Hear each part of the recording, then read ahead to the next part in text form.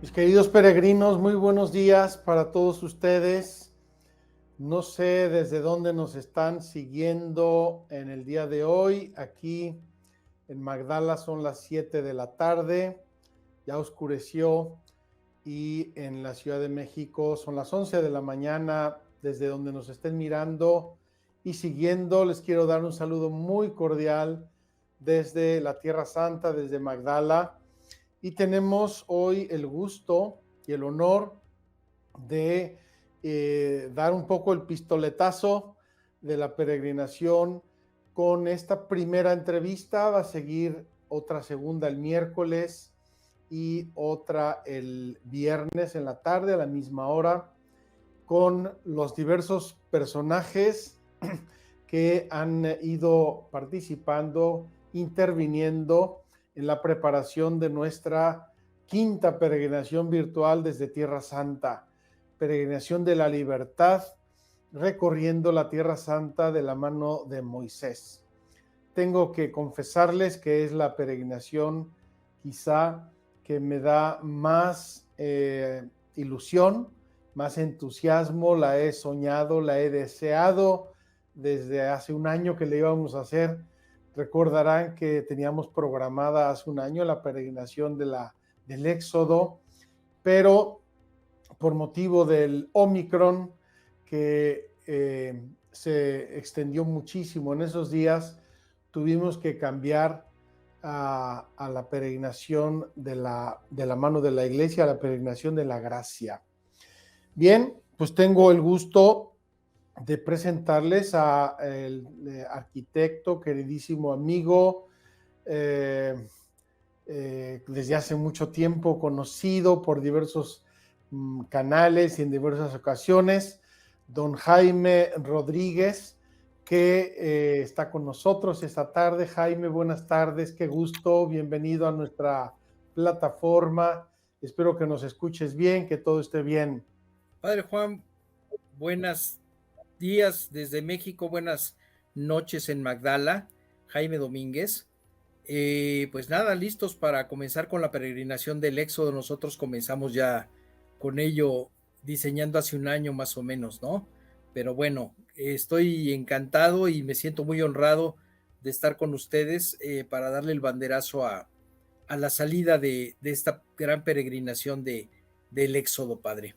Aquí estamos a la orden para lo que usted quiera. Muchas gracias, Jaime. Pues yo supongo que muchos de nuestros peregrinos están ya esperando nuestra peregrinación. Y bueno, quiero decir en breves palabras una introducción a esta presencia de don Jaime Domínguez, a quien le agradezco de corazón su participación y su presencia con nosotros. Jaime Domínguez es un grande artista mexicano, discípulo de otro grande artista. Luego nos platicará él quiénes son y por qué son tan famosos. Y tengo que decirles que a Jaime lo he tratado muy mal. Lo he tratado muy mal porque él ha sido siempre muy generoso conmigo, me ha ofrecido varias veces participar en Magdala, pero como estábamos ya muy encaminados con otras personas, con otros artistas, pues no habíamos considerado sinceramente una participación concreta, aunque a mí personalmente me encantan sus obras, algunas de las cuales son muy famosas. Espero que luego podamos ver alguna. Jaime, nos lo enseñas, aunque sea con alguno de tus libros famosísimos. Bien, pero como solemos decir, lo que Dios quiere se hace. Y así, Jaime vino hace unos meses a visitar a su hijo, que estaba aquí con nosotros en el Ministerio de la Música, y en esos días estábamos debatiendo cómo hacer y qué hacer como logo de nuestra peregrinación del Éxodo, la peregrinación de la libertad. Y las cosas se dan cuando Dios quiere. Jaime me regaló un libro, estaba yo en la cama, me acababan de operar, si no recuerdo mal, nos vimos en mi habitación, me regaló un libro, lo empecé a hojear y de repente salió una imagen que me llamó mucho la atención y dije, Jaime, esto es lo que quiero yo como logo de la peregrinación, a ver cómo lo podemos desarrollar y cómo podemos presentarla a nuestros peregrinos, y así partió toda la historia. Yo no sé si tenemos una imagen de esa página de tu libro, aquí la tenemos, Ana Pau. Ese es el libro, los trabajos, la colección Arte Religioso Contemporáneo, pero no sé si tenemos la página la página donde estaban los elementos del Éxodo que a mí me llamaron mucho la atención y de dónde partió un poco la idea. A ver, ahí la tenemos, Ana Pau, si enfocas exactamente. Ahí tenemos una imagen donde está la zarza ardiente y las sandalias de Moisés allí al lado. Al lado hay otra página donde está Moisés, que tiene en sus manos las tablas de la ley. Y cuando yo llegué a esas dos páginas dije, basta, no andemos más adelante, no busquemos más. Aquí está el artista para que nos haga el logo de la próxima peregrinación, y de ahí partió todo. Ahora te dejo a ti la palabra, Jaime. ¿Cómo tomaste esa idea? ¿Cómo la desarrollaste? ¿Qué te llamó la atención? Seguramente nuestros peregrinos tendrán mucha curiosidad de saber tu experiencia de hacer este logo de esta peregrinación. Sí, Padre, primero, antes que nada, siempre inspirados por el Espíritu Santo, no buscando la fama, ni mucho menos, siempre darle mayor gloria a Dios con nuestro trabajo, que es ilustrar por medio de obras de arte los pasajes del Evangelio. Ni siquiera ese es nuestro, ¿no? Inspirados en el Evangelio, en las Sagradas Escrituras. Y es muy fuerte cuando uno habla del Éxodo. A mí lo primero que se me viene a la mente es la zarza ardiente, como usted el día que la vio dijo, esa es. Es impresionante el Éxodo porque, hombre, son casi 200 páginas del Antiguo Testamento, son 4 libros del Pentateuco, nada más faltó el Génesis casi, en donde se narra pues esta odisea que Moisés, que Dios nuestro Señor emprende por medio de Moisés, ¿no? Desde que lo selecciona, desde que lo llama, desde que se le presenta, una parte hermosísima, muy sencilla. Es un párrafo corto donde aparece la zarza ardiente. Le dice Dios Padre a Moisés, quítate las sandalias porque la tierra que pisas es sagrada, ¿no? Y luego a partir de eso, pues empieza la presencia de la luz, del fuego, todo lo que representa de alguna manera, por segunda vez en el Antiguo Testamento, la primera vez es en el encinar de Mambré, cuando se presentan los 3 ángeles, ¿no? Que es una pre de lo que sería la interpretación de la Santísima Trinidad. Y aquí es lo mismo, ¿no? O sea, es la zarza ardiente, es Dios y el Espíritu Santo que se manifiesta en fuego, y en fin, empieza esta serie de diálogos con el hombre, con aquel que iba a ser el representante del pueblo elegido, que iba a sacar al pueblo elegido de Egipto, después de que, bueno, el último párrafo del Génesis habla de la muerte de Jacob, estando en Egipto, y les pide que saquen, que queda como promesa, ¿no? Que saquen sus huesos de ahí, y Moisés efectivamente los saca y los entierra ya en la tierra prometida, ¿no? Entonces empieza esta aventura del Éxodo que es la historia del hombre, ¿no? El elemento importante aquí es el desierto, y lo que va a pasar ahí en ese desierto es una purificación de 40 años que, que necesitaba el pueblo elegido después de haber estado muchísimo tiempo en Egipto, ya contaminándose de todo el tema de la adoración a varios dioses, ¿no? El politeísmo de los egipcios, unas leyes que muchas veces no estaban acorde con las leyes de Dios, y era muy necesario para recibir esos 10 mandamientos y para recibir un montón de leyes, un montón de tradiciones que recibieron en estos 40 años en ese peregrinar del Éxodo, y es muy hermoso cuando uno lee el Deuteronomio, bueno, el libro del Éxodo, el Deuteronomio, el libro de los Números, cómo va recibiendo el pueblo esa purificación y a la vez va recibiendo las gracias de Dios, ¿no?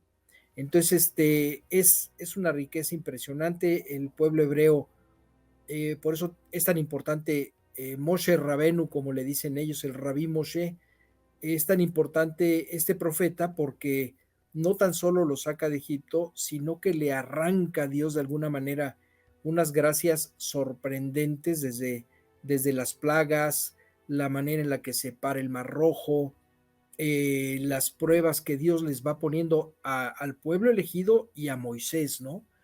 Y una de esas pruebas, pues Moisés no la pasa, ¿verdad? Cuando le pide que saque, que les dé agua de la roca, ¿no?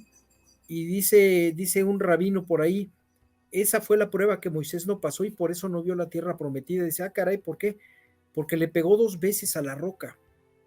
Dios le dice, golpea la roca, y entonces la golpea, no sale agua y la vuelve a golpear, y para Dios Padre esa fue una falta de fe de alguna manera, dice el rabino, y por eso es que Moisés no entra a la tierra prometida, no la ve desde el monte Nebo. Pero hombre, para ver todo esto es muy poco lo que estamos representando en el logotipo. Son 3 elementos nada más. Es la zarza ardiente, que digamos que es el punto de arranque cuando Dios le da la misión a Moisés, ¿no? Para que vaya a rescatar a su pueblo. Le pide que sea humilde. Es hermosísimo cómo le pide que se quite las sandalias. Ya lo habíamos mencionado. Y luego tenemos otra imagen, si Ana Pau nos puede poner el logotipo, otra imagen en la que Moisés levanta su vara y se separan las aguas del Mar Rojo, ¿no? Para, como dice la escritura, cruzar en pie enjuto, en pie desnudo, y ahí es donde es derrotado el faraón, ¿no? Los carros de guerra, los caballos, los soldados se ahogan, ¿no? Cuando las aguas vuelven. Y el otro elemento importante, pues, es la entrega de las tablas de la ley, ¿no?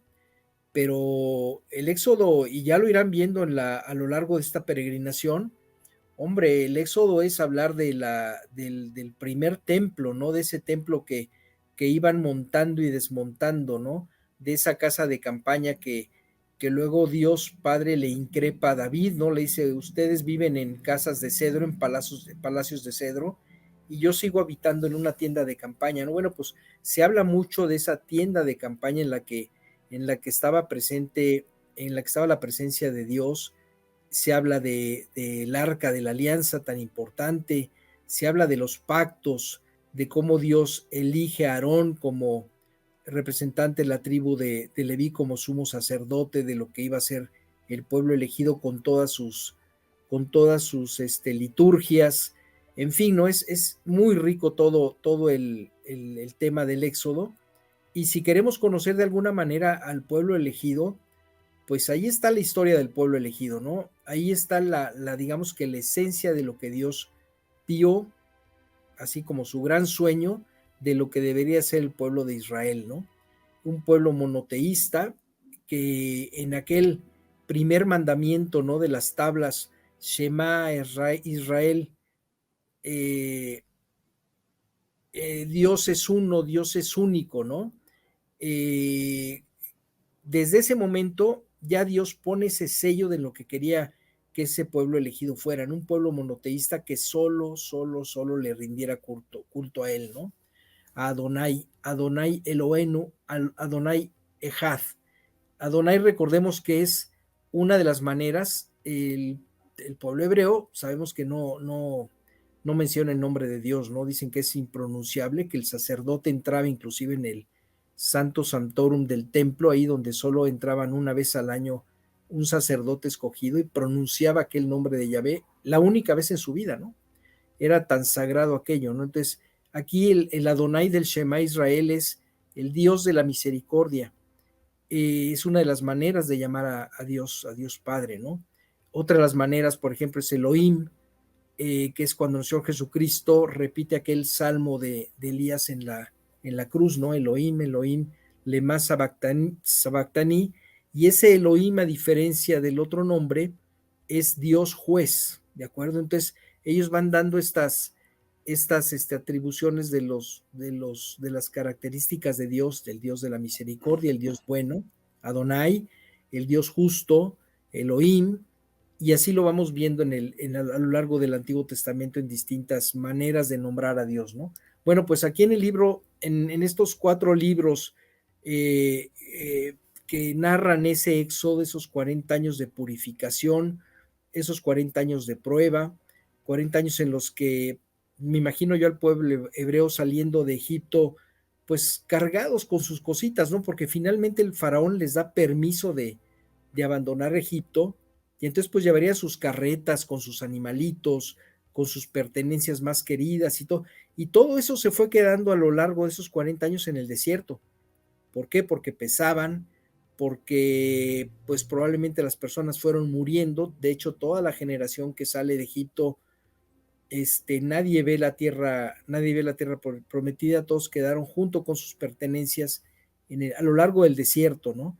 Y entonces, así es la vida, vamos dejando todo eso que nos pesa para alcanzar la vida eterna, ¿no? Que es, digamos, la tierra prometida para nosotros. Y entonces va a ser una peregrinación, Padre, llena, rica, con muchas meditaciones, con muchos propósitos de vida, porque pues esto nos exige, ¿no? Exige renuncia, exige purificación, exige un cambio de vida, un cambio de hábitos muchas veces, y además enmarcado en la Cuaresma. La próxima semana comenzamos con la Cuaresma, y bueno, siguiendo esta peregrinación del Éxodo, pues sintámonos en ese Jesús, en esos 40 días en el desierto, que también fue un desprendimiento, una purificación, etcétera, ¿no? Entonces, podemos comparar muy bien esta peregrinación con lo que van a ser esos 40 días de la Cuaresma antes de la Semana Mayor, y hacer ese trabajo de nosotros qué tenemos que dejar en el desierto, nosotros qué tenemos que purificar, en qué nos falla la fe, ¿no? No tenerle que pedir a Dios el maná, no pedirle a Dios que ya nos hartamos de esas gracias de la comida de los ángeles, que era el maná, y ahora queremos carne, entonces nos manda las codornices, pero nos estamos muriendo de sed, entonces nos tiene que mandar también agua que sale de una roca. Todo esto lo vamos a ver en esta peregrinación, y va a ser una cosa riquísima, ya se me está antojando a mí muchísimo, seguirla también para pues recrear, para hacer algo más gráfico y más real en nuestra vida, lo que fue este recorrido de Moisés con el pueblo elegido, ¿no?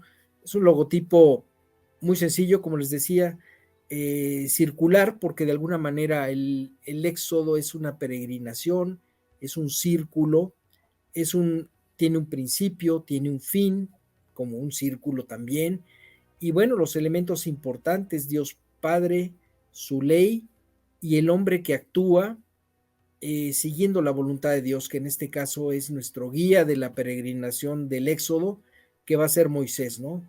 El Rabí Moshe, como le dicen los judíos, ¿no?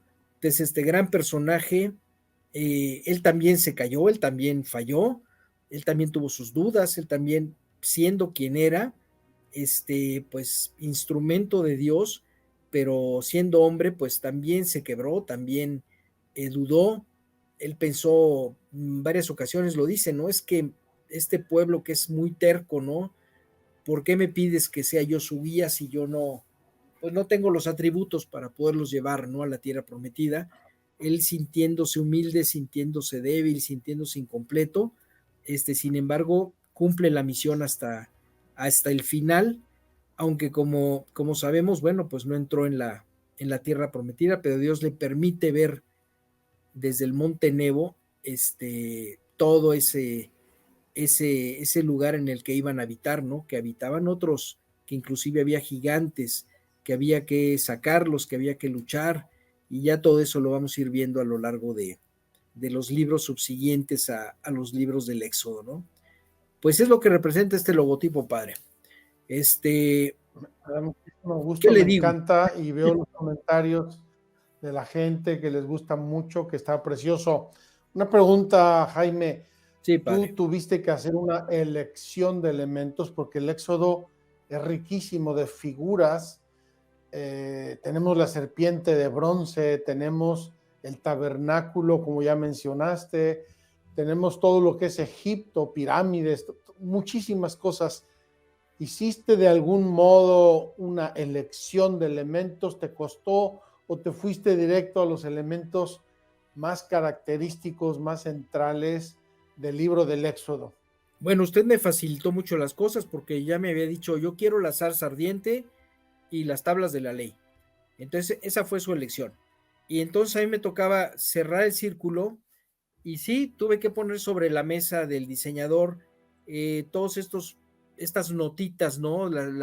Como dice usted, la serpiente de bronce, el arca de la alianza, el tabernáculo, la roca, ¿no? Saliendo agua de la roca, o tal vez el maná, o tal vez la vara de Aarón, ¿no? Esa vara que florece.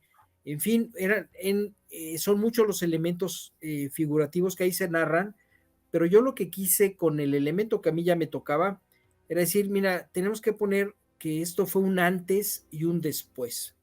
Y ese antes y después se da cuando el pueblo de Israel cruza el Mar Rojo, ¿de acuerdo? Dejan atrás toda una vida de esclavitud, me atrevo a decir de comodidad, porque lo que Dios aquí les exige es dejen esa vida en la que ya están instaladazos, en las que están recibiendo, tienen su trabajo, tienen su comida, los tratan muy mal, eso sí, pero tienen todo tranquilo, todo asegurado. Y lo que viene va a implicar, pues lo que es el éxodo, lo que es recorrer, meternos al desierto. Y entonces yo elegí el paso del Mar Rojo por este cambio de vida, ¿no? Eso tiene que ser el éxodo para el que sigue con esta peregrinación. No puede empezar saliendo de Egipto, saliendo de su comodidad, saliendo de sus imperfecciones, para llegar al otro lado, llegar a la otra orilla igual, ¿no?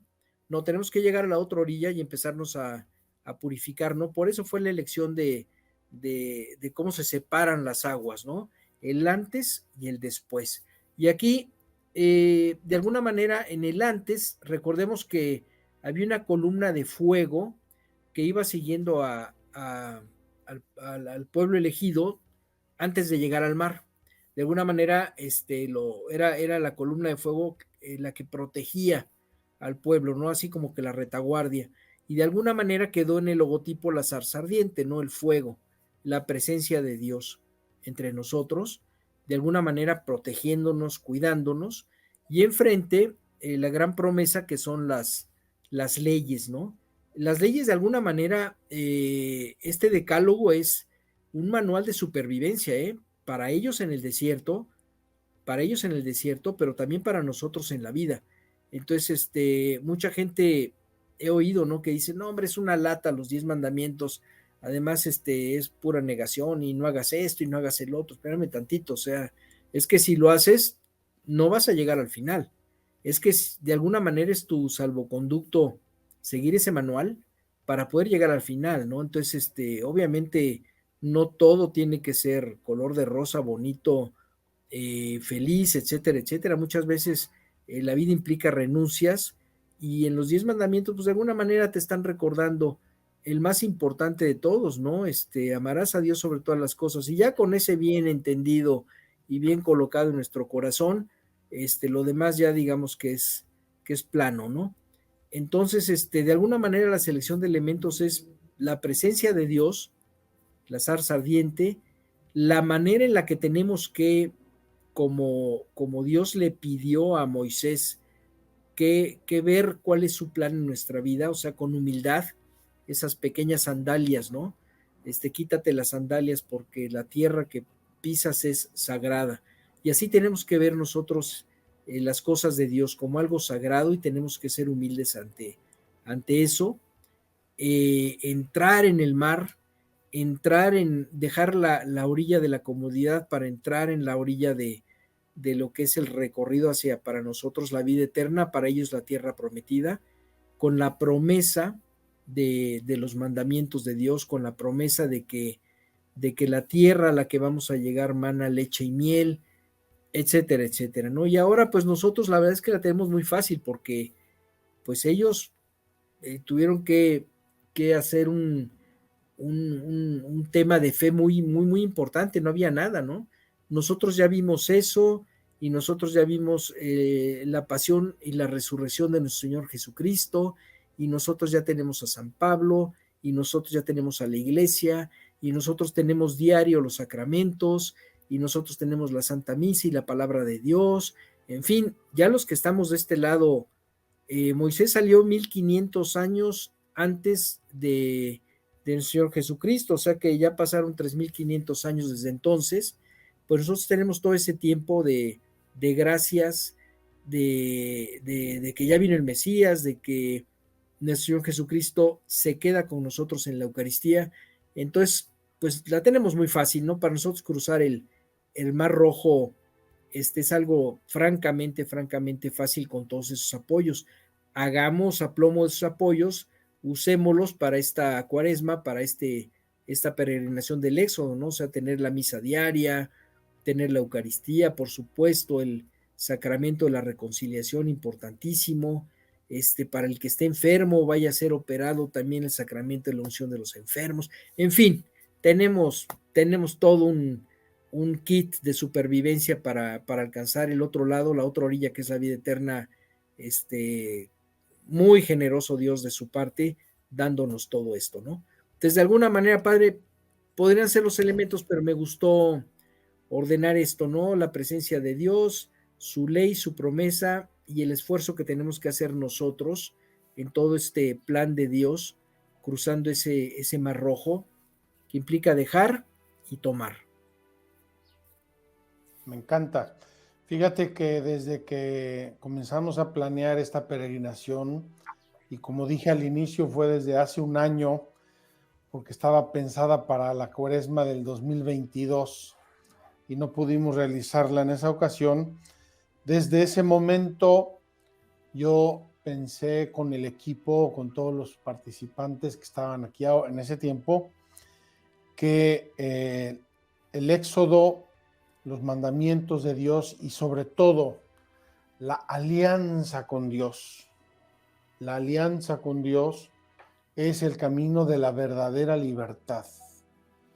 Es curioso cómo nosotros desconfiamos de Dios a veces, como tú decías antes, el hecho de que los mandamientos estén expresados negativamente nos parece una cosa horrible, y no sé cuántas cosas decimos por nuestra ignorancia, lo subrayo, por nuestra ignorancia, y en realidad nos esclavizamos de mil tonterías, nos dejamos esclavizar del pecado, nos dejamos esclavizar del mundo, nos dejamos esclavizar del demonio, nos dejamos esclavizar de nuestras pasiones o pasioncillas, pero cuando somos fieles a la alianza de Dios y a sus palabras, que eso significa el decálogo, las 10 palabras, esas 10 palabras nos van guiando maravillosamente por el desierto de la vida y nos llevan no a una tierra prometida que emana leche y miel, entre paréntesis, jamás he visto yo esa leche y miel hasta desde hace 18 años que vivo aquí, pero nos llevan al paraíso, nos llevan a la libertad interior, la libertad exterior, la libertad entre las personas, la libertad en el amor, la libertad en tantas cosas que tienden a esclavizarnos. Entonces, se siente, se ve y se siente que una persona en medio del mundo camina con libertad, camina libre, camina gozosa, camina serena. Entonces, por ese motivo, tomamos esa expresión aparentemente contradictoria, ¿verdad? Mandamientos parecería esclavitud, obediencia, sumisión, y sin embargo, mandamientos son libertad son gozo, son plena realización, y eso espero que lo podamos ir percibiendo en el día a día de nuestra peregrinación. De todo lo que pusiste en el logo, probablemente lo que a mí, a título personal, me invita mucho, me motiva mucho, son las sandalias, esas dos pequeñas sandalias ahí, ¿verdad? Dejaditas al lago de la Zarza, me conmovieron cuando las vi, me motivaron mucho. A mí esas sandalias me hablan de ser humildes, de ser pobres, de descalzarnos para tocar la tierra prometida, para experimentarla con nuestras propias plantas de los pies.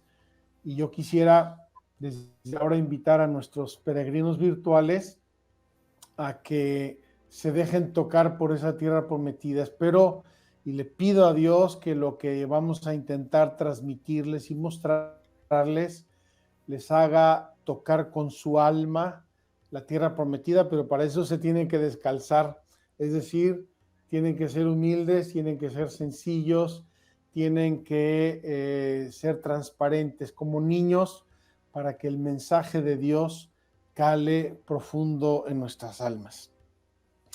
Jaime, al inicio de mi presentación dije que eras un grande artista, arquitecto, y que eras además discípulo de un grande arquitecto, y me gustaría que nos hablaras un poquito de ese hombre que te inspiró mucho, si he entendido bien, y que la gente lo va a identificar enseguida cuando les digas una de las grandes obras que ha hecho y que es muy importante para todo México.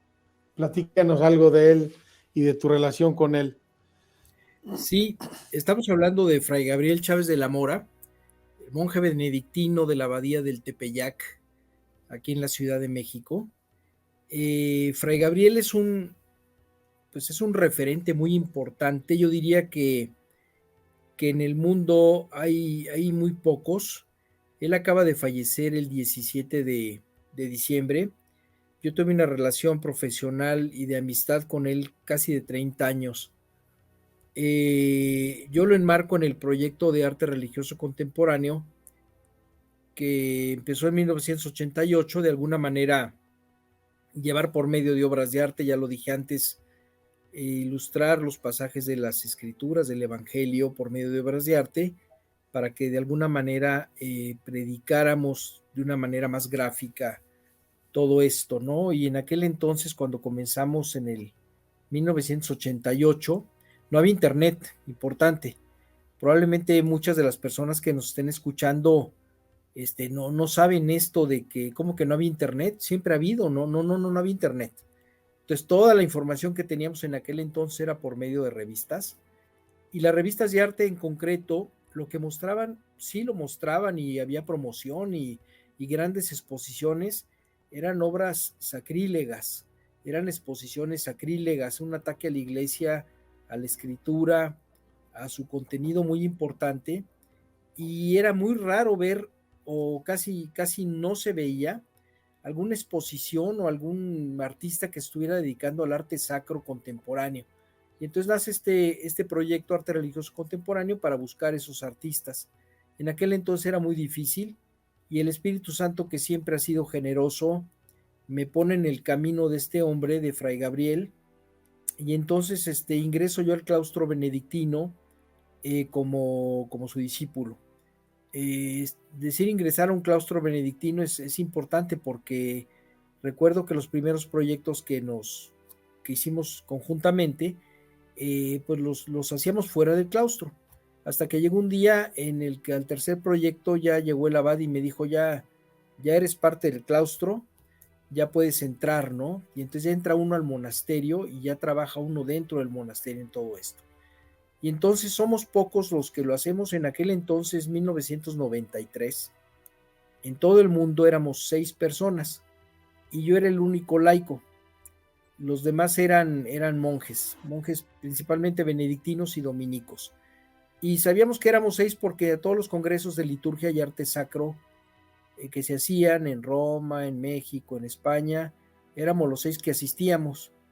Y entonces en tratar de encontrar más artistas y todo, bueno, nos llevó mucho tiempo hasta que finalmente llegó el internet y pudimos empezar a publicar las obras y pusimos una página y más gente se empezó a sumar al grado de que descubrimos que había también otros en Japón, por supuesto Claudio Pastro, que es digamos que el Fray Gabriel, ya murió también hace un par de años, el Fray Gabriel de todo Sudamérica, de Brasil.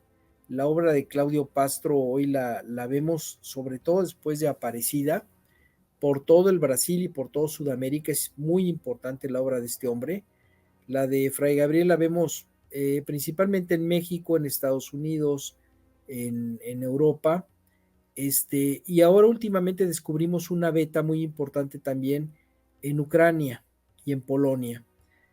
Artistas que hoy por la guerra están sufriendo mucho, unos de ellos han dejado de hacer sus iconos, y digo que es muy importante porque por primera vez en la historia de la iglesia eslava, de las iglesias ortodoxas y de las iglesias orientales de esa zona católicas, por primera vez la mujer está participando haciendo iconos como los que hacían los griegos y los rusos durante toda la vida, ¿no?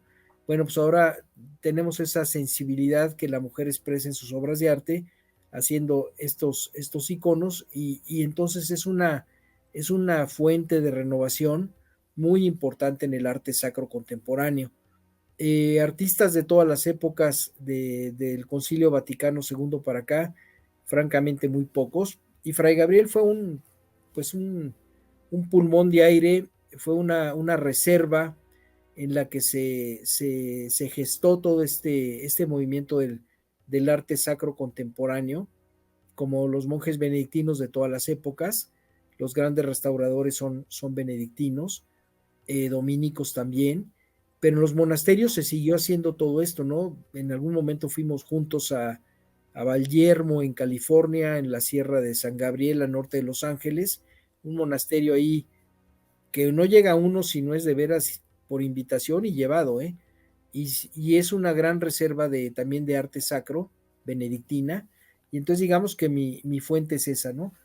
Y así hemos tenido proyectos en Estados Unidos, en diversas partes de México, en la Catedral de Zamora, padre, este templo neogótico que es hermosísimo, que se detuvieron las obras en los años 20, en la década de los 20 por la cristiada precisamente. Ahí fusilaron a algunos cristeros, y entonces le dan la encomienda a Fray Gabriel para que termine la obra, una obra neogótica hermosísima. Yo creo que no miento si yo digo que es para mí el templo más hermoso de todo México. Digo, no es un templo colonial, es un templo neogótico, es muy imponente el neogótico siempre, ¿no? Pero lo que ahí hay es impresionante, ¿no? Y entonces ahí nos dimos gusto varios artistas, escultores, grabadores, vitralistas, yo en la pintura, para hacer diversas obras, para decorar esta magna obra, ¿no? Que es la Catedral de Zamora aquí en México. Vale muchísimo la pena visitarla. Van a ver arte sacro contemporáneo de mejor calidad. Vamos a ver 390 santos en las columnas hechas en bronce, diseño de Fray Gabriel. A mí me tocó hacer la capilla del Bautisterio y ahora sí, la del Señor de la Misericordia. En fin, es un templo hermosísimo, ¿no? Y así con Fray Gabriel, bueno, al final del día hicimos 64 obras juntos, eh, para distintas órdenes religiosas, para los teatinos, San Cayetano y toda la renovación iconográfica de los teatinos, para los juaninos, para, en fin, distintas órdenes religiosas a quienes le renovamos, inclusive benedictinas, toda la iconografía. Y pues una de las cosas bien importantes aquí es que este trabajo nos acercó mucho, sobre todo a la Virgen de Guadalupe, por supuesto a la Eucaristía, y con una gran exigencia de vida interior, de estudio, de compromiso con el pueblo guadalupano de México en cuanto a formarlo y hacer obras bueno, ya pasaron fronteras, ¿no? Me tocó a mí, ya no con Fray Gabriel, hacer la capilla de Guadalupe en el santuario de Lourdes en Francia. Si ustedes van a Lourdes, afuera hay unas capillas y está la de la Virgen de Guadalupe. Esa, pues la Virgen me invitó para participar con esa, y luego en la Universidad de Dallas también la Virgen me invitó para hacerle una pequeña gruta de la Virgen exterior. Esa es muy hermosa porque cuando le encargó el rector, le dijimos, bueno, pero ¿en dónde va a estar? No, no quiero que esté afuera, quiero que esté, oiga, pero discúlpeme, se le va a llenar de basura esto. Y me dice, no te entiendo, Jaime, ¿por qué se me va a llenar de basura? Pues mire, va a estar en Dallas, en Texas. Aquí hay una cantidad de obreros mexicanos que cuando se enteran que hay una Virgen de Guadalupe, antes de ir a trabajar, van y le dejan una estampita, una flor, un recadito, una ofrenda de distintos tipos, le digo, y ahí se queda eso, y a la semana eso es basura, le digo. Entonces, no le va a gastar tanto al mantenimiento porque va a ser una escultura de bronce, pero sí tiene que poner algo de mantenimiento para limpiar todo aquello, ¿no? Y dicho y hecho, ha sido una producción de todas las ofrendas que se le llevan a la Virgen, que ahí se quedan y todo. Y me dice el rector, oye Jaime, sí, mucha basura, pero nunca ha estado la universidad tan segura de gente tan buena como la que viene a ver a la Virgen de Guadalupe. Dice, así como dejan su basurita, una flor que se va a secar, una veladora que ya no va a estar funcional, etcétera, etcétera, pues siempre ofrecen trabajos de jardinería y además no cobran porque ahí está la Virgen, trabajos de albañilería y no cobran porque ahí está la Virgen. Y lo más hermoso, me dice, es que parece mentira, pero muchas parejas americanas van y dejan su ramo, las novias, su ramo de flores al pie de la Virgen de Guadalupe. Dice, esa escultura, tengo una réplica aquí de este lado, a ver, ¿dónde está de este lado? Ahí está la Virgen de Guadalupe de Dallas, abajo del Cristo. Dice, es una bendición para esta universidad tener un santuario, le llaman un shrine de la Virgen de Guadalupe exterior. Pasa la gente de afuera, entra, le deja una ofrenda. Los estudiantes se han vuelto súper guadalupanos. De hecho, el padre Eduardo Chávez, que es el número uno en temas guadalupanos, también somos colegas y maestro el mío de todo el tema guadalupano. Me dice, no tienes idea las veces que me han invitado a hablarle a toda esta gente de la Virgen de Guadalupe en la Universidad de Dallas, y así a donde ustedes han puesto vírgenes de Guadalupe, se ha vuelto este flujo de mexicanos que además están por todo el mundo, ¿verdad? Estamos por todo el mundo, que cuando nos enteramos de que hay una Virgen de Guadalupe vamos y la visitamos, ¿no? Fue el mismo tema de la basura en Lourdes, en Francia. Ahí el obispo de Tarbes nos increpó, nos llamó y nos dijo, oigan, nunca me dijeron que íbamos a tener tantos problemas. Es la parte más sucia de todo el santuario de Lourdes, dice. A ninguna otra virgen, ni siquiera la Virgen de Lourdes, porque a la Virgen de Lourdes se le deja una vela, ¿no? Pero a la Virgen de Guadalupe es que no tienen idea la cantidad de flores que le llevan, no tienen idea la cantidad de estampitas, de recaditos, de esto, del otro. ¿Qué hacemos? No, pues tiene que contratar a alguien, le dije, porque ese ya es su asunto, ¿no? La Virgen de Guadalupe yo creo que tiene un rating impresionante, hay que estar cerca de ella, hay que cuidarla, hay que quererla, en fin, ¿no? Esa es mi relación con Fray Gabriel. Así es, mi querido Jaime. Me Pues se preguntaron nos el ha día ido del el tiempo, sí. Parece mentira, pero llevamos casi ya una hora en nuestra entrevista de presentación del logo de la quinta peregrinación virtual de Magdala. Y dado que has estado hablando como es debido de la Virgen de Guadalupe, con tanto cariño, con tanto afecto y además por todo el significado importantísimo que tiene para nuestra fe y para nuestra iglesia, yo quisiera, terminando esta conversación, encomendar a la Virgen de Guadalupe nuestra peregrinación virtual. Ella es el arca de la alianza que decimos en las letanías lauretanas, arca de la alianza, puerta del cielo, estrella de la mañana, todos elementos maravillosos que en la peregrinación por el desierto podremos ver seguramente y que podremos gozar durante nuestra peregrinación virtual. Jaime, no me queda nada más que felicitarte por el logo tan precioso que nos hiciste, tan inspirado, tan sencillo, tan profundo.